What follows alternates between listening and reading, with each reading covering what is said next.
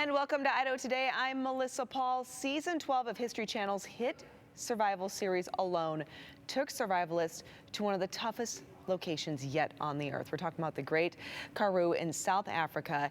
And once again, Idaho showed up strong. Joining us today is Buell native, entrepreneur, and now Alone champion, Nathan Olsen. Nathan, congratulations.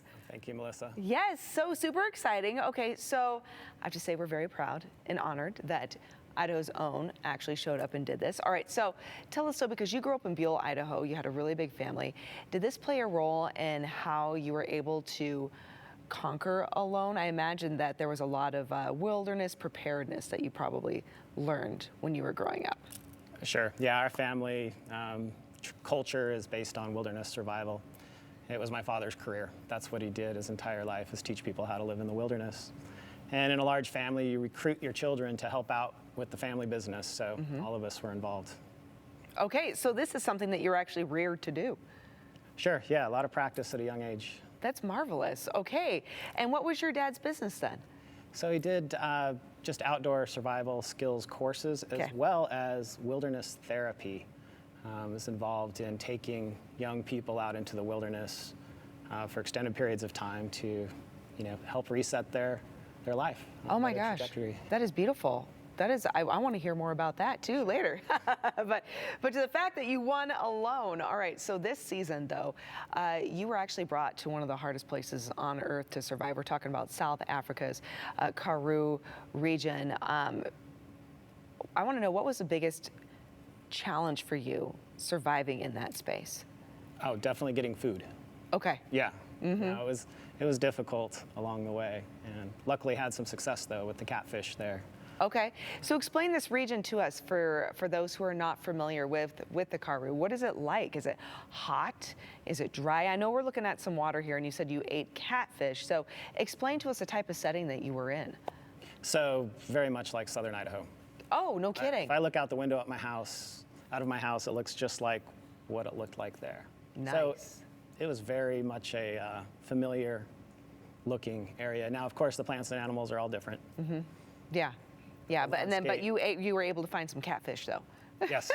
Which is good and somewhat familiar, though probably a different type of catfish, right? Definitely. Yes, yeah, okay.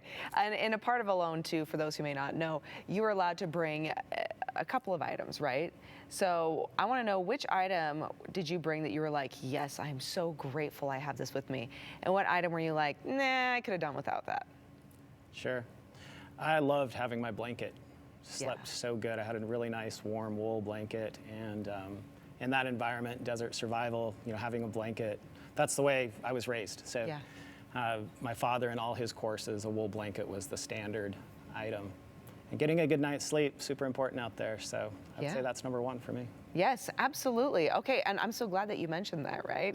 Because we talk about it all the time on the show, how important sleep is. I mean, it's essential to your every daily life.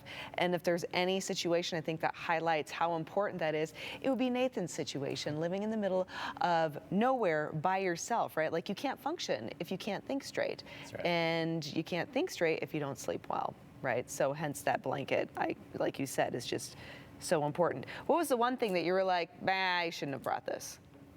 Did you have any of those? Yeah, no, everything I took was heavily used. Okay. So yeah, nothing. You chose wisely. I'm very happy with those choices. I mean, there's a few other things I would have loved to have had, but you have to make those decisions. What would have been the one thing that you wish you would have had?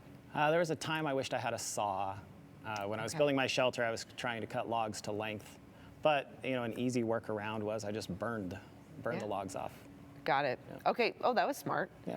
Okay. All right. You know what you're doing. You really know what you're doing. Okay. So you actually won. Now you not only have the title of the Alone winner, but you've got this incredible grand prize, $500,000. What are you going to do with that? Oh, that's been allocated. So the show happened a year ago. Yes. Right? So I've had over a year to think about what that. What have you done with it then? Well. That's personal, I'll say, but it's really, really easy to allocate $500,000. And then when you take the taxes out, there's quite a bit less there. Yes.